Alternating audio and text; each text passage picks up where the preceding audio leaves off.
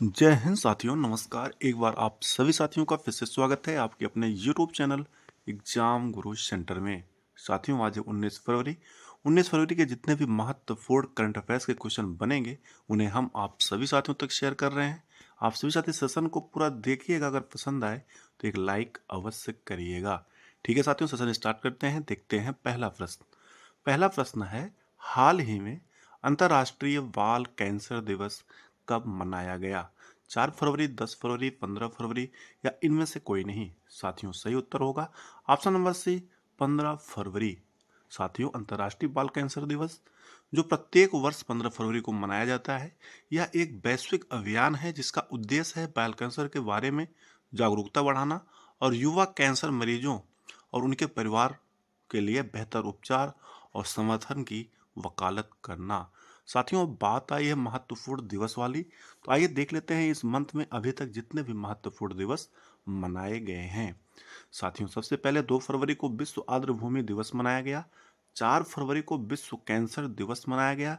साथियों, अगर बात करें विश्व कैंसर दिवस 2025 की थीम का, तो थीम है यूनाइटेड बाय यूनिक। 12 फरवरी को राष्ट्रीय उत्पादकता दिवस मनाया गया और साथ में अंतर्राष्ट्रीय डार्विन दिवस मनाया गया। साथियों, 13 फरवरी को विश्व रेडियो दिवस मनाया गया और 15 फरवरी को विश्व पेंगोलिन दिवस मनाया गया। साथियों, ये महत्वपूर्ण दिवस वाले प्रश्न हर ऑल वनडे एग्जाम में एक प्रश्न अवश्य पूछा जाता है, इसलिए इस पोर्शन को इग्नोर ना करें। आप केवल हमारे करंट अफेयर सेशन से जुड़े रहें, आपको अलग से पढ़ने की आवश्यकता नहीं पड़ेगी, यहाँ से प्रश्न अवश्य मिलेगा। ठीक है साथियों, आगे बढ़ते हैं, अगला प्रश्न देखते हैं। अगला प्रश्न है, हाल ही में किस राज्य ने भारत की पहली जीसीसी नीति का अनावरण किया? मध्य प्रदेश, बिहार, केरल या त्रिपुरा? साथियों, सही उत्तर होगा option number first, Madhya Pradesh. साथियों, मध्य प्रदेश ने भारत के आर्थिक परिदृश्य में एक महत्वपूर्ण कदम उठाते हुए देश की पहली समर्पित ग्लोबल कैपेबिलिटी सेंटर यानी जीसीसी नीति 2025 पेश की है। इस पहल का उद्देश्य बहुराष्ट्रीय कंपनियों को आकर्षित करना और इंदौर, भोपाल और जबलपुर जैसे टियर 2 शहरों में वैश्विक नवाचार और सहयोग के लिए एक मजबूत पारिस्थितिकी तंत्र तैयार करना।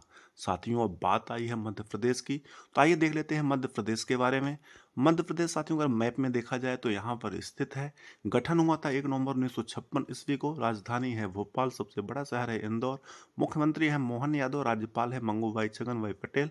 विधानसभा साथियों एक सदनीय है, विधानसभा की 230 सीटें हैं, लोकसभा की 29 सीटें हैं और राज्यसभा की टोटल 11 सीटें हैं। उच्च न्यायालय है साथियों मध्य प्रदेश उच्च न्यायालय जबलपुर। आगे बढ़ते हैं, अगला प्रश्न देखते हैं। हाल ही में भारत के नए मुख्य चुनाव आयुक्त कौन बने? राजीव कुमार, ज्ञानेश कुमार, अजय कुमार या इनमें से कोई नहीं? साथियों, सही उत्तर होगा option number B, Gyanesh Kumar. साथियों, हाल ही में ज्ञानेश कुमार को राजीव कुमार के स्थान पर नया मुख्य चुनाव आयुक्त नियुक्त किया गया है। वह केरल के 1988 बैच के आईएएस अधिकारी हैं और अन्य आयुक्तों सुखबीर सिंह संधू और विवेक जोशी से वरिष्ठ हैं। साथियों, यह नियुक्ति 3 सदस्यीय चयन समिति द्वारा की गई, जो मुख्य चुनाव आयुक्त और अन्य चुनाव आयुक्त अधिनियम 2003 के अंतर्गत पहली सीईसी नियुक्ति है। महत्वपूर्ण है साथियों, याद रखिएगा, आगामी किसी भी एग्जाम में पूछा जा सकता है। आगे बढ़ते हैं साथियों, अगला प्रश्न देखते हैं।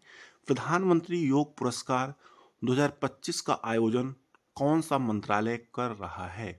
आयुष मंत्रालय, वित्त मंत्रालय, गृह मंत्रालय या इनमें से कोई नहीं? साथियों, सही उत्तर होगा ऑप्शन नंबर फर्स्ट, आयुष मंत्रालय हाल ही में साथियों प्रधानमंत्री योग पुरस्कार 2025 का आयोजन कर रहा है। अगला प्रश्न देखते हैं। हाल ही में प्रभदेव सिंह को किस बैंक ने भारत में अपना सीईओ बनाया है? Standard chartered bank, Swiss bank या रिजर्व बैंक ऑफ इंडिया या इनमें से कोई नहीं? साथियों, सही उत्तर होगा option number first, standard chartered bank.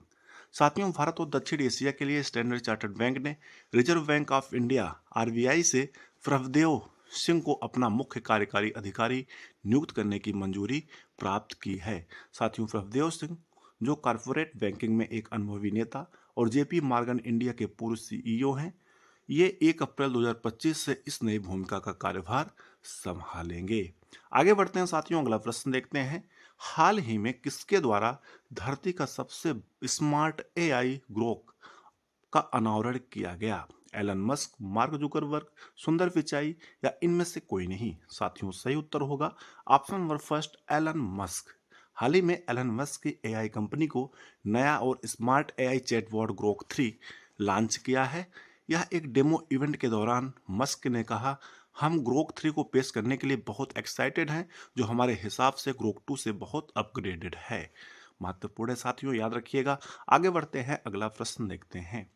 हाल ही में किसके द्वारा स्वयं सफाई वाला हीटिंग फैब्रिक विकसित किया? IIT Kanpur, IIT Madras, IIT Guwahati या इनमें से कोई नहीं? साथियों सही उत्तर होगा option number C, IIT Guwahati. हाल ही में आईआईटी गुवाहाटी के शोधकर्ताओं ने ठंडे मौसम के लिए एक स्व सफाई वाला लचीला हीटिंग फैब्रिक विकसित किया है। इस फैब्रिक का उद्देश्य अत्यधिक ठंड के लंबे समय तक संपर्क में रहने से होने वाले स्वास्थ्य जोखिमों को कम करना है। शोध के निष्कर्ष नैनो माइक्रो स्मॉल पत्रिका में प्रकाशित हुए, जिसमें ठंडे वातावरण में सुरक्षा को बेहतर बनाने की इसकी क्षमता पर प्रकाश डाला गया है। आगे बढ़ते हैं साथियों, अगला प्रश्न देखते हैं। हाल ही में जारी सूचना के अनुसार कौन सा देश 2027 में पहले ओलंपिक ई स्पोर्ट्स गेम की मेजबानी करेगा? सऊदी अरब, जापान, भारत या इनमें से कोई नहीं? साथियों सही उत्तर होगा ऑप्शन नंबर फर्स्ट, सऊदी अरब। हाल ही में जारी सूचना के अनुसार साथियों, अंतर्राष्ट्रीय ओलंपिक समिति ने जुलाई 2023 में एक ऐतिहासिक निर्णय लेते हुए ओलंपिक स्पोर्ट्स गेम की शुरुआत की, जो स्पोर्ट्स और पारंपरिक खेलों के बीच की खाई को पाटने की दिशा में एक महत्वपूर्ण कदम है। साथियों, इस ऐतिहासिक पहल में सऊदी अरब को पहले ओलंपिक स्पोर्ट्स गेम 2027 की मेजबानी के लिए चुना गया है। आगे बढ़ते हैं साथियों, अगला प्रश्न देखते हैं। हाल ही में चीन में चल रहे Asia mixed team badminton championship में कौन सी टीम विजेता रही? चीन, इंडोनेशिया, ब्राजील या मलेशिया? साथियों सही उत्तर होगा ऑप्शन नंबर सेकंड, इंडोनेशिया। हाल ही में साथियों, इंडोनेशिया ने Asia mixed team badminton championship में ऐतिहासिक जीत दर्ज करके डिफेंडिंग चैंपियन चीन को 3-1 से हराकर पहली बार खिताब को अपने नाम किया है। चीन के किंगदाओ स्थित कांसन स्पोर्ट्स सेंटर में खेले गए फाइनल मुकाबले में इंडोनेशियाई टीम ने शानदार प्रदर्शन किया। साथियों, इंडोनेशिया जिसकी कैपिटल है जकार्ता। नेक्स्ट क्वेश्चन है साथियों, हाल ही में आईसीसी ने चैंपियन ट्रॉफी 2025 के विजेता टीम को कितना पुरस्कार देने की घोषणा की है? 2.24 मिलियन यूएसडी यानी यूएस डॉलर, 1.1, 5.5 या इनमें से कोई नहीं? साथियों सही उत्तर होगा option number first, 2.24 million USD. यानी साथियों, आईसीसी ने चैंपियनशिप ट्रॉफी 2025 की विजेता टीम को 2.24 मिलियन यूएस डॉलर देने की घोषणा की है। साथियों, कल का प्रश्न था जिसका उत्तर आप सभी साथियों को कमेंट सेक्शन में देना था कि आईसीसी चैंपियंस ट्रॉफी 2025 का ब्रांड एम्बेसडर कौन बना है? शिखर धवन, युवराज सिंह, दिनेश कार्तिक या सचिन तेंदुलकर? साथियों, इसका सही उत्तर होगा option number first, Shikhar Dhawan को हाल ही में आईसीसी चैंपियंस ट्रॉफी 2025 का ब्रांड एम्बेसडर बनाया गया है। आज का प्रश्न है आप सभी साथियों के लिए, जिसका उत्तर आप सभी साथियों को कमेंट सेक्शन में देना है। अयोध्या किस नदी के किनारे अवस्थित है? सरयू, गंगा या यमुना या इनमें से कोई नहीं? क्या होगा उत्तर आप सभी साथी कमेंट सेक्शन में लिखकर अवश्य बताइएगा। ठीक है साथियों, इस प्रकार से आज का अपना महत्वपूर्ण सेशन कंप्लीट हुआ। हमें उम्मीद है आप सभी साथियों को ये सेशन अवश्य पसंद आया होगा। अगर पसंद आएगा तो एक लाइक करिएगा। अगर चैनल पर पहली बार है चैनल को सब्सक्राइब कर लीजिएगा, साथ में बेल आइकन प्रेस करिएगा, जिससे कोई न्यू वीडियो बनती है तो आप सभी साथियों तक नोटिफिकेशन के माध्यम से सबसे पहले प्राप्त होता रहे। Thanks for watching. Exam group centre परिवार से जुड़ने के लिए बहुत बहुत धन्यवाद। आप जुड़े और सभी साथियों तक शेयर करें, जिससे और भी साथी जुड़े और अपना एग्जाम ग्रुप सेंटर परिवार और बड़ा हो सके और हम आप सभी साथियों के लिए निरंतर वीडियो प्रोवाइड करते रहें। ठीक है साथियों, बेस्ट ऑफ लक। मिलते हैं नेक्स्ट सेशन में, तब तक के लिए जय हिंद, नमस्कार।